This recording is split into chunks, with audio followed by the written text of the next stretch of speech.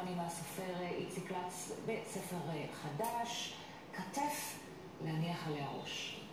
זה בכלל סיפור עלינו? כנראה שכן, עד הבוקר, מי לא רוצה כתף? מי לא רוצה כתף? תספר לנו על מה כתבת.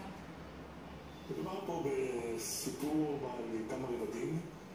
אני אוהב את השקר בחיינו.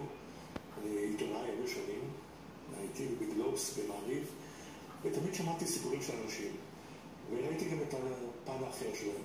בין השאר ראיתי כל מיני מוסדניקים לשעבר ושב"כניקים לשעבר, וראיתי, והם זרקו לי טיפים כל מיני. ידעתי שאני לא אוכל להשתמש בזה במקצוע העיתונות, שמרתי אותם בפנקסיי, יש לי אוסף של פנקסים מספירלה, כתבתי את הכל, ידעתי יום אחד אני כותב ספר.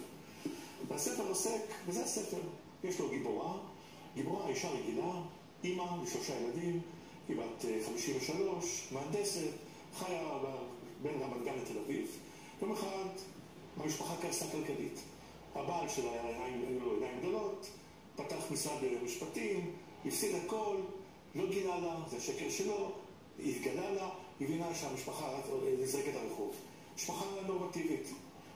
וכאן אנחנו מגיעים לרובד השני, המוסד. המוסד יודע הרבה דברים. הוא יודע למשל, הוא ידע עליה שהיא למדה בפריז, בצרפת, והייתה לה חברה בלימודיה, והחברה היא צרפתייה, והצרפתייה התאהבה באיראני, היא התחתנה איתו, והאיראני עלה לגדולה באיראן. אמרו, אוקיי, גברת, יוצאת כסף, אנחנו שולחים אותך לטהרן. היא אמרה, מה פתאום, אני אמא ל3 ילדים, איזה טהרן? אמרו לה, בסדר, התחילו לגייס אותה, היא אמרה, לא, לא, לא, לא, מצב הכלכלי הוא רע. אז אני אשאל אותך רק, אם כבר לדבר על המוסד, מתוך כל הידע שיש לך והיכרות עם כל האנשים, למה לכתוב על אישה זה נראה לי עוד הרבה יותר מורכב? אישה היא מאוד מסקרנת. אישה יודעת, סליחה שאני מדבר על נשים או בשם נשים, אישה יודעת להסתגל לדברים שגברים לא יכולים. לגברים יש אגו, יש נפיחות עצמית, יש רוח חושב. טוב שבאת. לגמרי.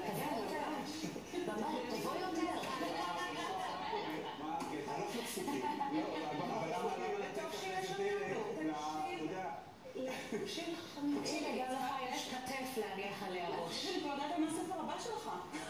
על מה? ללמד גברים מה הם, ושיבינו ויפנימו. דברים שתראו את הספר, קודם כל...